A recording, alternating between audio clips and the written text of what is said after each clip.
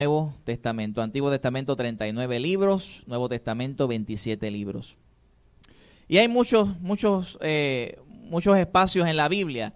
Hay libros de historia, hay libros de sabiduría como Proverbios, Eclesiastés. Hay libros de profecía como Isaías, Ezequiel. Esos son profetas mayores, y hay libros de profetas menores. Hay un libro que se llama Habacuc, que hace honor al autor o a la persona de quien habla, y es el libro de Habacuc. Y en esta semana, en este domingo y el domingo que viene, si el Señor así lo permite, vamos a estar hablando acerca del libro de Habacuc. Le invito a que estemos de pie. Vamos a buscar en la palabra Habacuc, capítulo 1, verso del 1 al 4. Habacuc, capítulo 1, verso del 1 al 4. Y el tema de la mañana de hoy es principios espirituales del libro de Habacuc. Principios espirituales del libro de Habacuc. Está antes de comenzar el Nuevo Testamento. Habacuc, capítulo 1, versos del 1 al 4. Y vamos a hablar en esta mañana de tres principios específicamente que encontramos en el libro de Habacuc. La semana que viene, si el Señor así lo permite, estaremos hablando de otros tres principios que encontramos en este libro. Habacuc, capítulo 1, verso del 1 al 4. Y dice así la poderosa palabra del Señor. La profecía que vio profeta Habacuc: ¿hasta cuándo, oh Jehová, clamaré y no oirás? Hermano, yo no sé si usted entiende esto, comenzar un libro de esta forma, con una queja. ¿Hasta cuándo, oh Jehová, clamaré y no oirás? Y daré voces a ti a causa de la violencia y no salvarás. ¿Por qué me haces ver iniquidad y haces que vea molestia? Destrucción y violencia están delante de mí, y pleito y contienda se levantan, por la cual la ley es debilitada y el juicio no sale según la verdad. Por cuanto el impío asedia al justo, por eso sale torcida la justicia. Gracias, Señor, hemos orado y te pedimos que bendigas esta palabra, Señor, que está bendita ya, y que toque los corazones de cada uno de nosotros. En el nombre de Jesús. Amén. Amén. ¿Puede tomar asiento, iglesia? El profeta Habacuc es un profeta que dedica su tiempo, que estaba en el reino del sur. Usted sabe que luego de Salomón, el rey Salomón morir, el reino de Israel o Jerusalén, ¿verdad? El reino de Israel, la tierra de Israel se divide en dos. Las tribus del norte, 10 tribus del norte y 2 tribus en el sur. Al norte, ¿verdad?, se le conoce como Israel, y en el sur se le conoce como el reino de Judá. Judá tenía la tribu, ¿verdad?, de Judá y la tribu de Benjamín. Y es en el reino del sur que se levanta el profeta Habacuc. Y es varios años antes de la invasión de Babilonia. Ustedes saben que Babilonia invadió a Judá, se llevó, saqueó todo el oro que había en el templo, destruyó la ciudad, mató al rey, ¿verdad?, que existía en aquellos tiempos. Dice que le sacó los ojos el rey que estaba en Judá, era Sedequías. Dice que Nabucodonosor y su ejército le sacaron los ojos a Sedequías, degollaron y mataron a sus hijos delante de él. Y usted dirá, ¿cómo es posible que esto pase? Ese era el tiempo en que vivía Habacuc. Habacuc vivió ese tiempo en que habían reyes en Israel que hicieron muchas maldades, hicieron muchas cosas malas.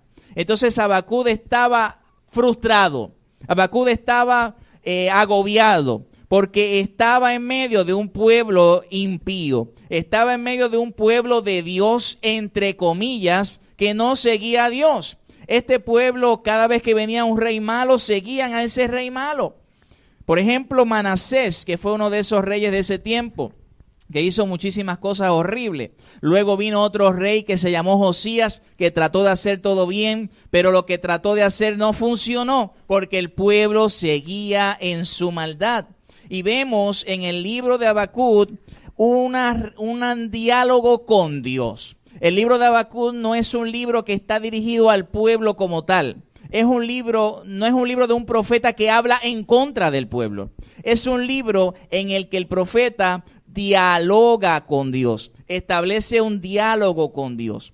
Y primero se presenta una queja donde le dice, ¿por qué estoy aquí? ¿Por qué veo esta iniquidad? ¿Por qué todas estas cosas? El Señor le responde.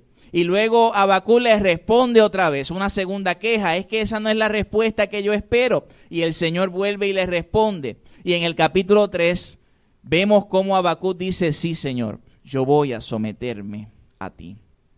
Y vemos 3 principios en este libro. Y el primer principio que podemos ver es que el justo se aflige por la maldad del mundo. Dile que está a tu lado, ¿estás afligido por la maldad? Nosotros vivimos en un mundo malo. La Biblia dice que el enemigo es el príncipe de este mundo. Primera de Juan, capítulo 5, verso 19, dice que el mundo le pertenece a Satanás. Es decir, él es el que gobierna los gobiernos. Él es el que está, ¿verdad?, al mando de todas estas cosas horribles que están pasando. Nosotros, como somos cristianos y somos justos y amamos a Dios, vemos toda esa maldad y eso nos aflige. Yo quiero decirte que todo el tiempo que tú vivas en esta tierra, los años que Dios te dé, 70 años, 80 años, 100 años, 110 años, los años que Dios haya establecido para ti, son años difíciles, porque por más bien que estemos delante de la presencia de Dios, vemos un mundo decaído, vemos un mundo triste, vemos un mundo que le da la espalda al Señor. Yo conversaba con un amigo mío y el amigo mío cristiano me decía, Puerto Rico está evangelizado. ¿Cuántas iglesias cristianas de verdad no existen en Puerto Rico? Dígame usted, hermano, por favor. Si cada vez que tú pasas por una esquina hay una iglesia, aquí mismo hay, miren, una iglesia, la calle Vives allá, hay una iglesia aquí que está aquí ahora mismo, y hay otra iglesia acá enfrente. O sea, estamos rodeados, hemos sido evangelizados, pero el mundo sigue empeñado en decir yo quiero vivir una vida alejado, fuera de la presencia de Dios. A mí me gusta la música jíbara. Y recuerdo, ¿verdad?, los 3 morales. ¿Ustedes se acuerdan de los 3 morales, de los 13-3? Y uno de ellos, Luisito, cantaba esta canción. Padre Redentor de la humanidad, pero mira la maldad. ¿Usted ha escuchado esa canción?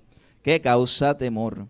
Dice, líbranos, Señor, del odio siniestro, de tanto secuestro y difamaciones. No nos abandones, divino Maestro. No nos abandones, divino Maestro. Dice, no estamos cumpliendo con tu autoridad y aquella hermandad se va consumiendo, desapareciendo el consejo vuestro, mientras yo me adiestro en favor de otros. Ruega por nosotros, divino Maestro. Ruega por nosotros, divino Maestro. Y es una queja de Luisito, es una queja de este mundo.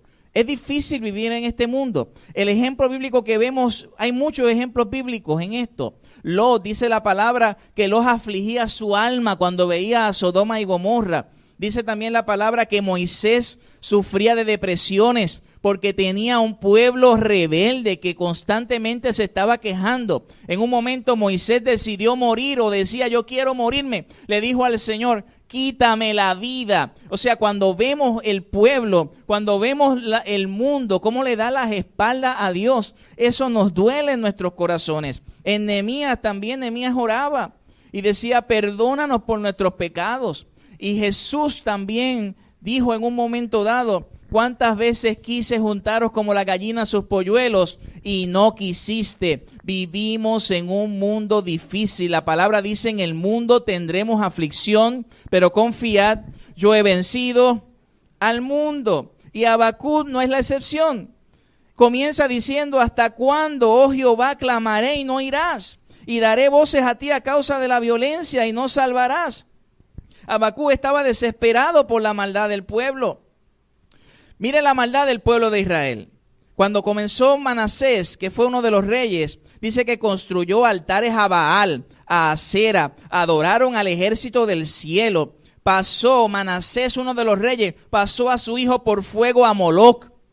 Instituyó encantadores y adivinos, puso imagen de Asera en el templo de Jehová. Había idolatría en la ciudad. La ciudad estaba alejada completamente de Dios. Luego Josías vino y barrió con todo eso. Josías quiso hacer las cosas bien, pero lamentablemente el pueblo siguió en su maldad. El pueblo seguía en su maldad y siempre nosotros como cristianos vamos a vivir en este mundo tristes, abatidos, porque vivimos en un mundo que le quiere dar las espaldas a Dios. Esto del cristianismo, hermano, quiero decirle esto, no es algo de mucha gente, es algo de poca gente. La Biblia dice que entrad por el camino angosto, el camino estrecho que lleva a la vida, porque el camino ancho es aquel que lleva a la perdición, y dice, muchos son los que hallan ese camino. Servirle al Señor no es fácil. Yo quisiera traerte aquí cositas bonitas al oído para que tú las oigas, qué chévere, el pastor me está motivando, pero yo tengo una responsabilidad delante de Dios de decirte lo que dice la Biblia. La Biblia dice que Dios quiere un pueblo santo, escogido, en medio de un mundo pecador, en medio de un mundo que le ha dado la espalda a Dios. Si nosotros nos reflejamos y miramos a Dios, y hablo en forma figurativa, quizás vemos un Dios llorando, un Dios sufriendo, llorando porque predicamos el evangelio, porque le hablamos a nuestros padres, porque le hablamos a nuestros hijos, porque le hablamos a nuestros vecinos, y siguen con su corazón entenebrecido. ¿Cuántas veces tú, cuántas veces yo le hemos hablado a un familiar? Hace poco me enteré de una persona allegada a mí, que alguien le dijo, mira, sírvele al Señor, bendice al Señor. Y me dolió en su corazón cuando la persona dice, yo no necesito salvación, eso es para ellos allá, eso es para Gerardo, eso es para su esposa, eso es para los que están en la religión, yo no necesito eso. Dígame usted, si usted escuchara esas palabras, ¿no le duelen en su corazón? Gemimos dentro de nosotros, y ese es el primer principio que el libro de Habacuc nos trae. Es un principio en el que vamos a vivir en este mundo. Y escucha bien, tenemos que estar agarrados de Dios. Yo creo que hoy más que nunca, 2016, es un año, y 2017 que viene ahora, es un año en que más nosotros tenemos que estar firmes delante de la presencia de Dios, porque se levanta la persecución contra el cristianismo, porque ya los cristianos no nos miran de la misma forma, ya los cristianos dicen ese fanático, ya los cristianos dicen ese homofóbico, ya los cristianos dicen ese fundamentalista, y más nos duele cuando son los mismos cristianos que están dejándose llevar por la corriente del mundo. Hoy más que nunca se van a saber los que son de verdad, los cristianos de verdad, las ovejas de Dios, los hijos de Dios. Porque cuando viene la persecución es cuando se ve quienes se paran directo y dicen, no importa si ustedes adoran a los Baales, yo y mi casa serviremos a Jehová. No importa si ustedes nos prohíben predicar el evangelio. Es necesario agradar a Dios y no a los hombres. Ese verso está hecho para eso. Cuando a Pedro le dijeron, no prediques más el evangelio, Hechos capítulo 5, verso 29, Pedro dijo, es necesario agradar a Dios más que a los hombres. Cuando a Pablo le prohibieron predicar el evangelio en Gálatas capítulo 1, verso 10, dice, es necesario agradar a Dios más que a los hombres. Y es que el evangelio duele. Dile que está a tu lado, el evangelio duele. Se predica a un Dios amoroso. Se predica a un Dios que va a sanar tu enfermedad. Se predica a un Dios que va a prosperarte. Escucha bien, sí, eso es cierto. Dios es eso. Claro que sí. Claro que Dios nos ama. Claro que Dios te va a prosperar, ¿verdad? En su voluntad. Claro que Dios quiere sanarte. Pero escucha bien, Dios quiere transformarte. Y cuando la palabra de Dios llega al corazón y quiere transformar al ser humano, hay una barrera. Hay una barrera de egoísmo. Hay una barrera de no, déjame como estoy. Yo sigo mi camino como quiero. Y tú tienes que decir, Señor, mi corazón, mi alma, mi carne quieren hacer su propia voluntad. Pero yo voy a hacer tu voluntad. Yo te voy a seguir a ti. No importa donde yo esté viviendo. No importa en la escuela donde estén mis hijos. No importa el país que esté viviendo. Yo y mi casa serviremos a Jehová. Si vas a darle un aplauso, dáselo fuerte al Rey de Reyes y Señor de Señores.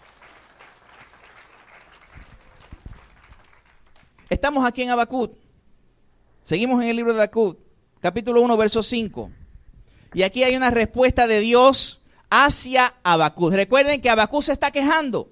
Habacuc le está diciendo al Señor, ¿por qué hay tanta maldad en el mundo? ¿Por qué el pueblo de Judá está como está? Y el Señor le contesta en el verso 5. Dice, mirad entre las naciones y ved, asombraos, porque haré una obra en vuestros días, que aun cuando os contare, no la creeréis. Dice el verso 6, porque aquí yo levanto a los caldeos, nación cruel y presurosa, que camina por la anchura de la tierra para poseer. ¿Qué dice ahí? Para poseer. Formidable es y terrible. De ella misma procede su justicia y dignidad. Dice el verso 8, sus caballos serán más ligeros que los leopardos, más feroces que los lobos nocturnos, y sus jinetes se multiplicarán.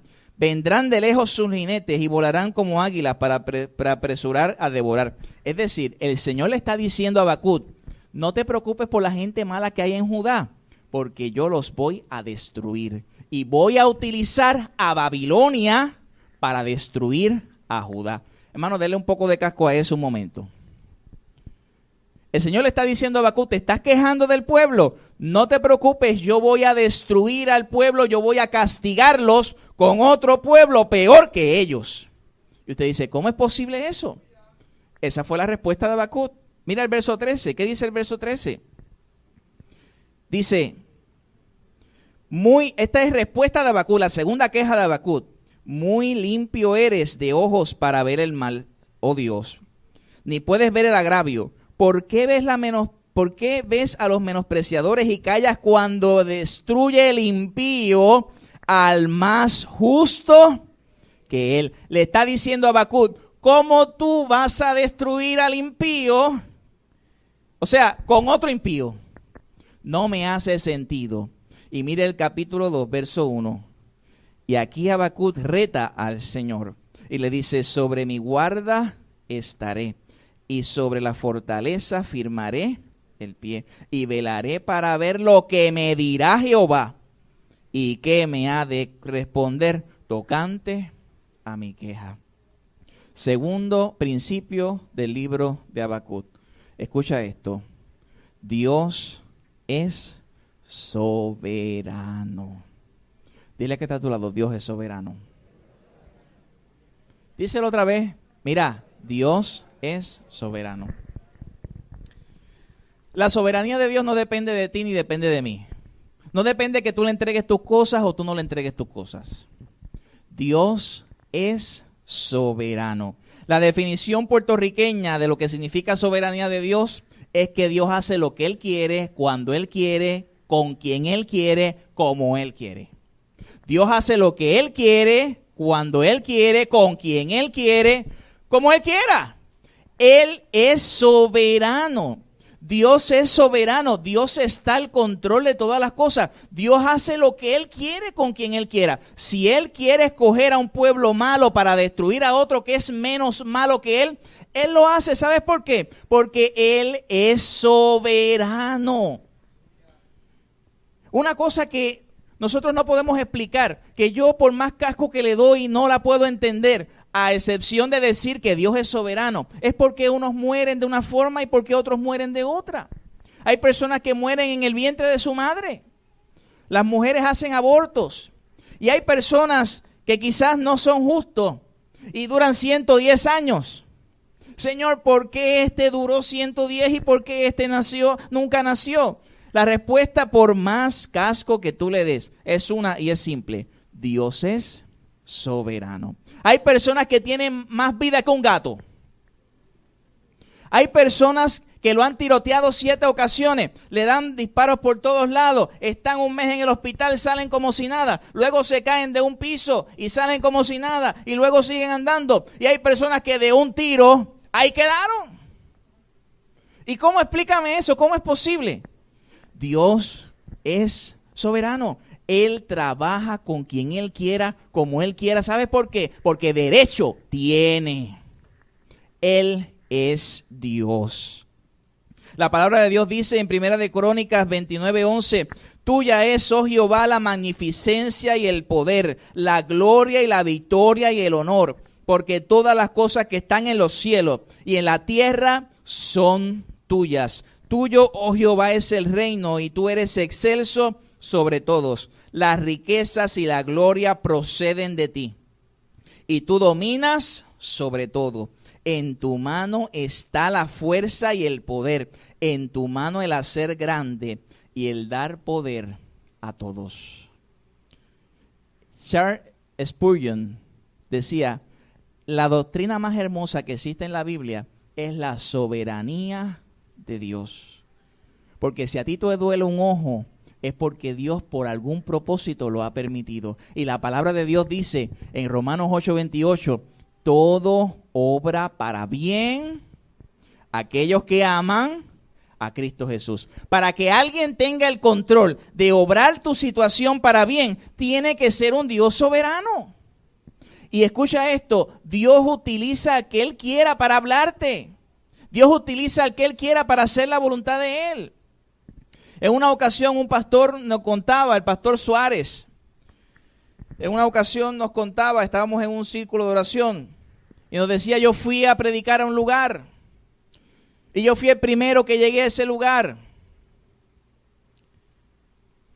Y estaba afuera, no habían abierto la iglesia, y pasa un borracho, y me dice, lo que Dios quiere en estos tiempos es que el pueblo se humille delante de su presencia. Y él dijo, Señor, yo recibo eso como de ti, porque si tú utilizaste al burro de Balaán, si tu palabra dice, en un momento dado le dijeron los discípulos, cállalos que están adorando mucho. Los fariseos le dijeron al Señor, cuando estaban las ramas y la gente aclamaba y la gente adoraba a Jesús, los fariseos le dijeron, no hablen, que no hablen. ¿Y sabe lo que Jesús le dice? Si estos callan, las piedras hablarán. Dios utiliza al que Él quiera, y si Él quiere utilizar a Babilonia para castigar a su pueblo, va a utilizar a Babilonia. Y si Él quiere y permite que tú tengas una opresión del enemigo, escucha bien, si tú eres un hijo de Dios, ¿cuántos son hijos de Dios aquí, hermano?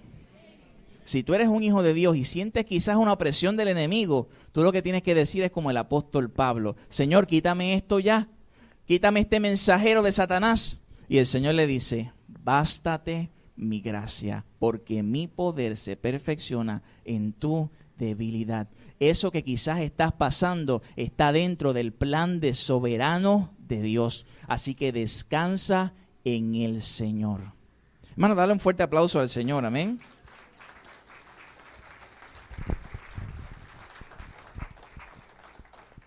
Capítulo 2, verso 1, verso 2 y verso 3. Dice, sobre mi guarda estaré y sobre la fortaleza afirmaré el pie. Y velaré para ver a lo que se me dirá.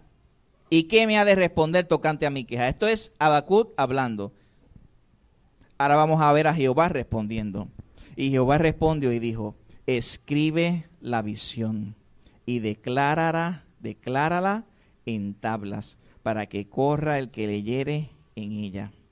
O sea, le está diciendo, lo que te voy a decir ahora, esto va a pasar. Ponle el sello, va a pasar.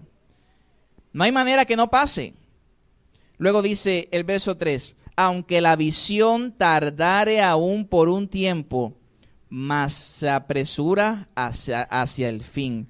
No mentirá, aunque tardare, espéralo, porque sin duda vendrá, no tardará. Y la visión que el Señor le está diciendo a Habacuc es esta. Tú ves que el impío prospera. Tú ves que las personas malas siguen su camino como si nada les pasara. Va a venir un juicio sobre ellas. Dile que está a tu lado, hay un juicio.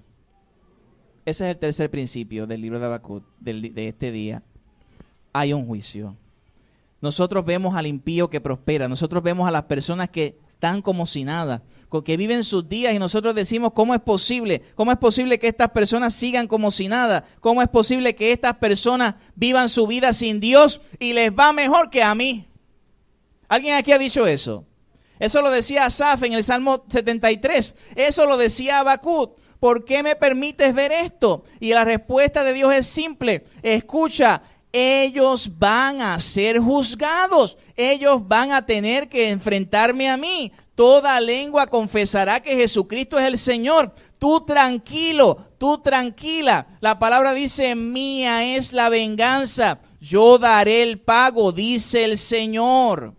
Nuestra actitud tiene que ser de confianza. Mira, el Señor le dijo a Habacuc, escríbelo en tablas. Está declarado. Yo voy a hacer cumplir mi palabra. Sobre Judá va a haber condenación y sobre los babilonios y los caldeos va a haber condenación. Y vemos 5 ayes en este libro. Ay, ¿alguien ha dicho aquí ay? Usted se pincha un dedo y usted dice ay, me duele. Y aquí hay 5 ayes. Capítulo 2, verso 6. Mire lo que dice. No han de levantar todos estos refrán sobre él y sarcasmos contra él y dirán, ay del que multiplicó lo que ¿qué? Hay juicio para ese ladrón, para esa persona que estaba codicioso, para esas personas quizás que están en gobiernos corruptos. Y eso no está en Puerto Rico. Eso está en Brasil. Hace poco sacaron a la presidenta de Brasil por un problema y esquema de corrupción. Eso está hace poco en Italia también, a unos senadores lo sacaron. ¿Sabes por qué? Porque la maldad no está en Puerto Rico ni está en Estados Unidos. La maldad está dentro del corazón del hombre. Porque el hombre tiene que ajustar sus cuentas con Dios. El hombre roba porque tiene un corazón de ladrón. No es que porque tiene un corazón de ladrón es que roba. El hombre roba, miente, porque su corazón no está bien delante de Dios, porque todavía sigue con su pecado. El hombre no necesita educación. ¿Cuánta gente educada han hecho cosas bárbaras? El hombre no necesita un ambiente mejor para criarse en familia y que todo salga bien. El hombre necesita convertirse en espíritu y verdad, adorar a Dios, arrepentirse de sus pecados y decirle al Señor, tú eres mi Señor y tú eres mi Dios. Eso es lo que el hombre necesita. El hombre, la humanidad, necesita a Cristo Jesús. Miren el segundo ay, verso 9.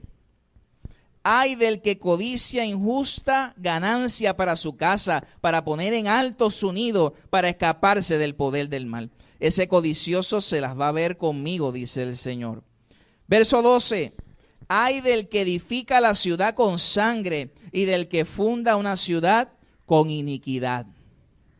Verso 15, ay del que da de beber a su prójimo, ay del que le acercas tu hiel y le embriagas para mirar su desnudez. Verso 19, dice, ay del que dice al palo, despiértate, y a la piedra muda, levántate. ¿Podrá él enseñar? He aquí está cubierto de oro y plata, y no hay espíritu dentro de él. La idolatría. Dios va a pasar juicio. Dios va a pasar juicio sobre todas estas personas que voluntariamente rechazan a Dios. Acompáñame a Romanos capítulo 1. Romanos capítulo 1. Verso 21.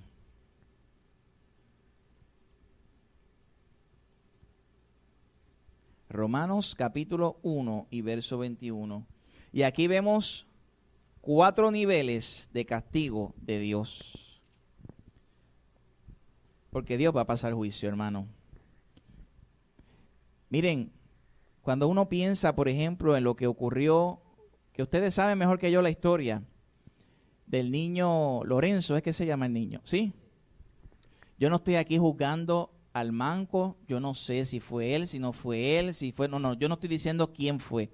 Yo lo único que puedo decirte es que el que fue, se las libró. Así mismo, sencillo. El que fue, se las libró. Sea este o sea el otro, no hay nadie quien sepa quién es. El mismo Departamento de Justicia tuvo que cerrar el caso porque no tiene forma.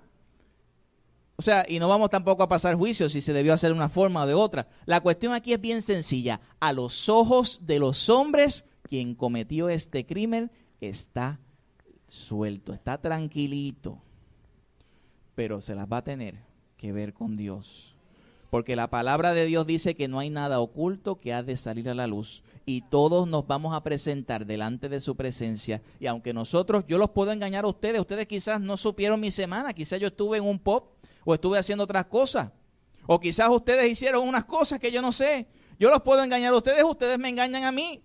Oye, pero a Dios nadie puede burlarlo, porque la palabra de Dios dice, si subiera a los cielos, allí estás tú, si bajares al Seol, allí tú estás, si fuera a lo profundo del mar, allí tú estás, si viviera en oscuridad, allí tú, es como lo mismo te son las tinieblas que la luz. Dios es soberano, Dios lo ve todo y Dios va a llamar juicio. Romanos capítulo 1, verso 21 dice, pues habiendo conocido a Dios. Usted sabía que los ateos que se han propuesto estar a un polígrafo, todos han salido que han mentido cuando le hacen la pregunta, ¿usted cree que existe Dios? No existe. Mentiste. Todos sabemos que Dios existe, porque es un sello que tenemos dentro de nuestros corazones. ¿Cuántos de ustedes tienen ombligo? Claro, a menos que a alguien de ustedes le hayan pasado una plancha o le hayan hecho una operación, que verdad, eso desde que tú naces, ya eso está, ese cordón umbilical está ahí. Tú tienes ombligo, tú tuviste mamá, todos tenemos mamá, pues todos venimos y nacemos con ese conocimiento de Dios, sabiendo que Dios existe. Por eso sabemos desde pequeño lo que está bien y lo que está mal. Por eso el nene esconde la mano, porque sabe que hay algo que, déjame tirar la piedra, pero voy a esconder la mano, porque dentro de él sabe que hay un Dios moral que juzga entre el bien y el mal. Y el verso 21 dice, pues habiendo conocido a Dios, no le glorificaron como a Dios ni le dieron gracias, sino que se envanecieron en su ¿qué? Y escucha bien esto, su necio corazón fue entenebrecido. Comenzaron razonando, comenzaron diciendo, no puede existir Dios. Comenzaron diciendo, yo no necesito a Dios. Y su necio corazón, escucha bien, la palabra entenebrecido significa simplemente oscurecido. Su necio corazón fue oscurecido. Eso lo lleva a otro nivel de condenación. En el verso 24, mira lo que dice el verso 24. Por lo cual Dios los entregó ¿a qué? Sí, así mismo. Dios los entregó a eso, porque ellos no quisieron tomar en cuenta a Dios en las concupiscencias de sus corazones, de modo que deshonraron entre sí sus propios ¿qué? Si usted, y usted no va a hacer esto ni yo tampoco, si usted se desnuda aquí, ¿qué va a pasar? Lo primero que vamos a hacer es llamar el 911, ¿verdad? Usted sabe que hay una iglesia en California o en Estados Unidos que todos están desnudos. ¿Sabía eso, hermano? No, si es que Adán y Eva fueron creados desnudos. Por eso vamos a estar aquí desnudos.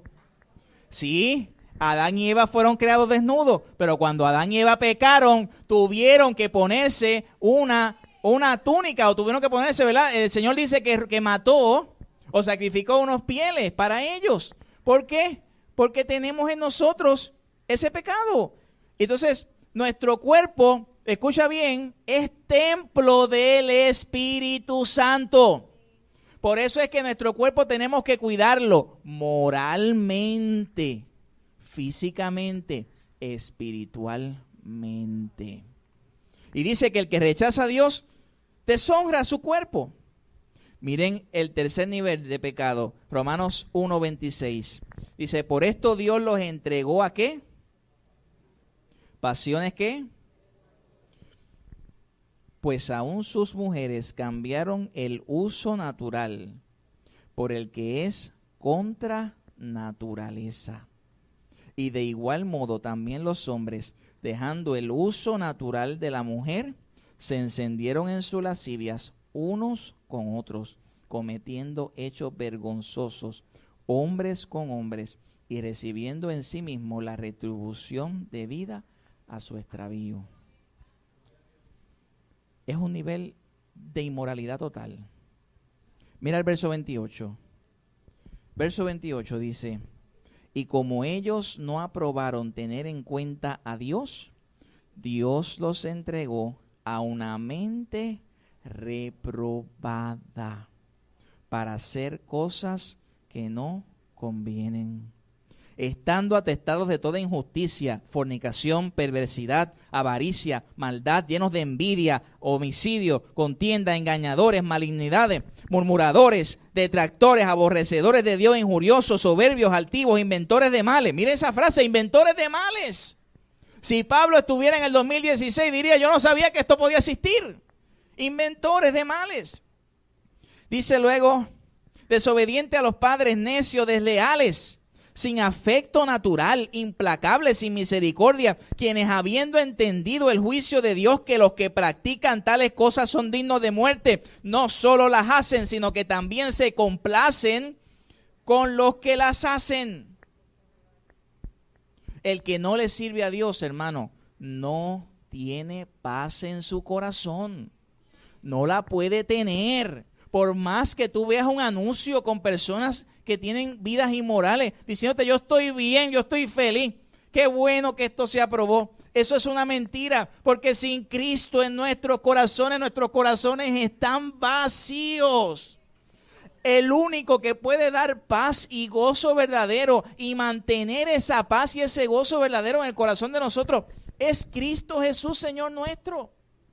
El único que puede llenar un corazón de modo que el corazón no desee satisfacerse y tener más. Mire, si hay algo que muchos ricos, no estoy diciendo todo, tienen, es que no están satisfechos con su riqueza, hermano. Y le voy a dar un ejemplo. Y voy a hablar de política, pero no es de aquí, de la de allá. Un hombre vacío, Donald Trump. Un hombre que tiene, hermanos, 10,000, según lo que yo he buscado y he verificado, sobre 10,000 millones de dólares. ¿Será eso mucho o será eso poco? Por favor, dígame, hermano. Si nos juntamos todos nosotros, no llegamos ni...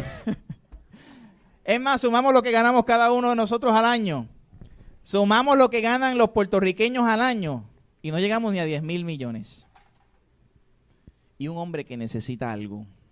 No, yo necesito alcanzar la presidencia. Y le aseguro, alcanza la presidencia, hermano, lo alcanza. Y le aseguro, porque se lo ponga el sello, que se siente, necesito algo más. ¿Qué puedo hacer? Necesito algo. Mi alma necesita algo. Lo que Donald Trump y Hillary Clinton y toda la sociedad, hermano, todos necesitamos a Jesucristo. Todos necesitamos a Cristo Jesús. Él es nuestro Dios. Él es el Salvador del mundo. Habacuc dijo, ¿por qué esta gente? ¿Por qué yo tengo que hacer cosas buenas para esta gente? Estaba cansado. Pero Dios dijo otra cosa. Dios dijo, esa gente es mala, es perversa, esa gente me han desechado. Hermano, ¿cuántas veces en la Biblia el pueblo ha desechado a Dios? Por favor, cuénteme, ¿cuántas veces? Comenzando desde Caín. Que la maldad viene porque lo criaron así. Adán y Eva no criaron a Caín hecho un matón. La maldad está en el corazón. Génesis capítulo 6 dice que vamos a destruir al pueblo, vamos a destruir. Y ya la tierra fue destruida por agua, por el diluvio en Génesis 6. Luego vemos a Sodoma y Gomorra en capítulo 19, la maldad del hombre. Luego vemos al Éxodo cuando Dios trata de sacar al pueblo de Israel de Egipto. El pueblo de Israel seguía quejándose. En una ocasión le dijeron, ya estamos cansados de este maná, ya estamos cansados de estas codornices.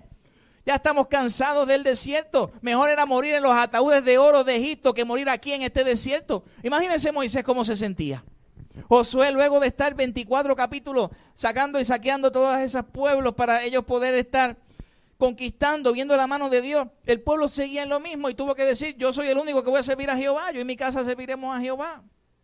Luego el pueblo le pide rey a Samuel y Samuel le dice, mira, es que Dios quiere ser tu rey. No, queremos rey, queremos rey, queremos rey. Se le dio a Saúl, Saúl tuvo mujeres, Saúl hizo un montón de cosas horribles. Y luego viene Cristo y dice, yo voy a descender por mi pueblo, yo voy a amarlos, yo voy a morir por ellos. ¿Y qué hicieron con Cristo? Lo mataron. Pero no acaba ahí. Yo soy seguidor de Cristo. Esteban dijo, yo soy seguidor de Cristo. ¿Y qué hicieron con Esteban? Lo apedrearon. Pablo dijo, Cristo es la salvación. ¿Qué hicieron con Pablo? Dice la tradición que le cortaron la cabeza.